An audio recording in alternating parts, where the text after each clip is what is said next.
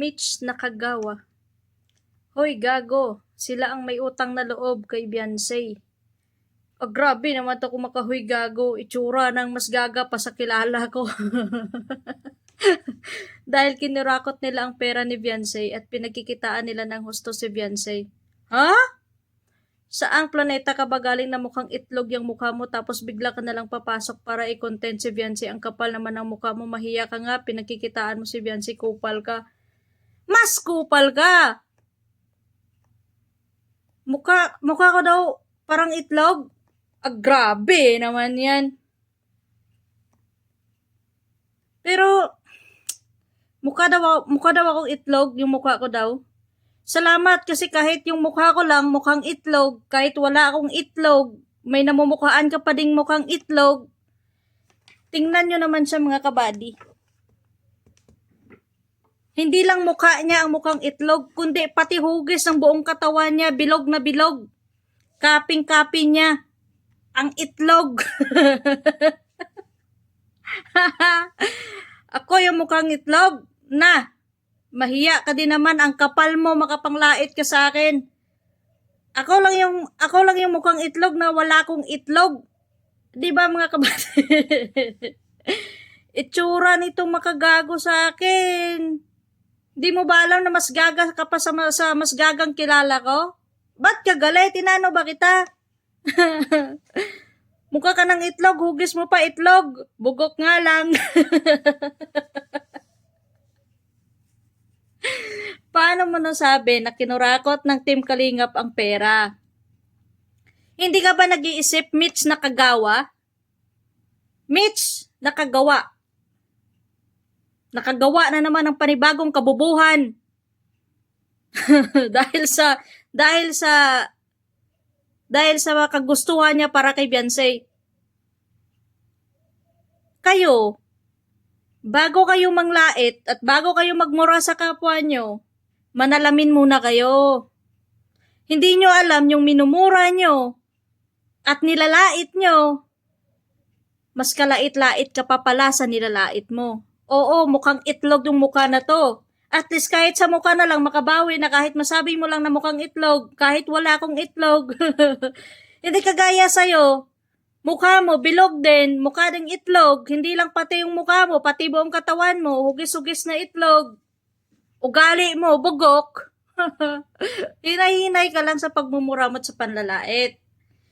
Unang-una, ipaliwanag ko sa'yo para matauhan ka, Mitch Nakagawa.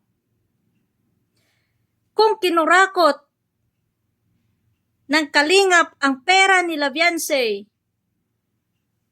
saan kumuha ang Team Kalingap ng milyones na gastos para sa bahay niya? Nagka-negosyo siya, nagka-tricycle siya, nagka-motor sila. Sige nga, paano kinurakot yung pera niya? Nagka-brace pa siya. Saan kinuha ni Kalingap Rob yung mga perang pinamigay, yung binigay niya sa pamilya na yan, na hindi lang si Beyonce yung pinakain niya, buong pamilya. Imaginin mo, tatay niya malakas pa, walang trabaho, sa bungiro pa. Nanay niya wala din trabaho, ang kalaki ng katawan niya, anak ng anak, hindi makahanap ng paraan para mabigay yung pangangailangan ng mga anak niya. Sige nga, paano kinurakot ng Team Kalingap yung pera ni Beyonce nyo? Kung kinontent man yan si Beyonce nyo at inabot na 96 episode na yon, bakit siya pumayag? At kung pinuputok ng butsi mo, Mitch Nakagawang itlog, nabugok, kung kinokontent siya, sino yung nakakuha ng mga pera na yun? Kami ba? Sila din kumain nun. Kung tututalin yung kinita sa vlog na kinontent sa kanya, kulang na kulang pa sa sinusumbat nyo sa Team Kalingap. Sige nga, matalino ka naman siguro, di ba? Kutis porcelana ka, hugis mo itlog, mukha mo itlog, ugali mo bugok. Grabe bungad sa akin, hoy gago. Ay, di mas gaga ka. Mag-isip-isip ka. Bago ka mangmura ng kapwa mo, isipin mo muna na mas gaga ka sa minumura mo. Ikaw, bigla-bigla ka na lang papasok dito. Ano ginawa mo? Gumapang o pagiling-giling na paikot? Ay, panigurado mga kabady. Hindi to gumapang. Bilog to eh. Gumiling to papunta dito, saka magmumura sa akin. Yan na ba yung na-adapt ninyo doon sa pinapanood nyo at hinahangaan nyo? Ang magmumura sa mga taong against sa kanila dahil yan yun naman yung katotohanan? Dahil nasasapul kayo sa paliwanag namin na batay sa katotohanan, hindi nyo kayang tumbasan kundi magmura na lang kayo? Bigla-bigla kang papasok dito sa content ko, magmumura ka. Manglalait ka pa na hindi mo nakikita sa salamin yung sarili mo na mas kalait-lait ka. Buti pa nga mineral water, oh. May hugis. Ikaw, saan hugis mo?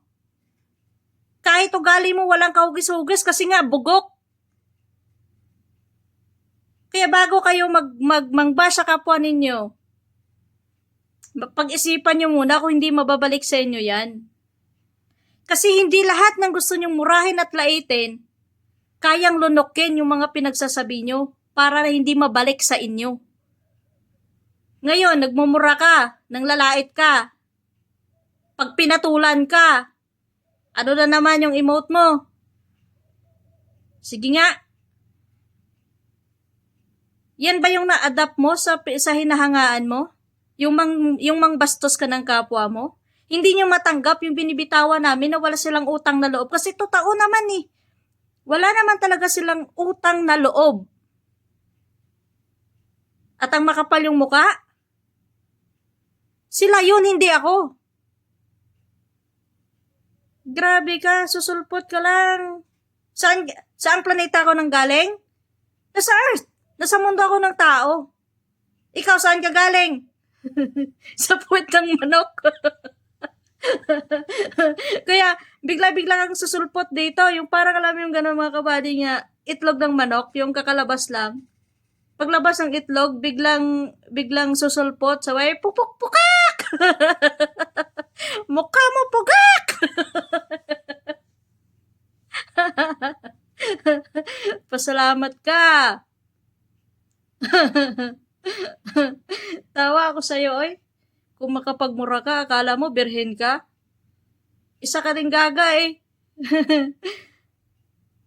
Pero salamat ha. Salamat kasi kahit sa mukha na lang, nagmumukha akong itlog kahit sa totoo talaga wala naman akong itlog. Ikaw. Mukha ka ng itlog.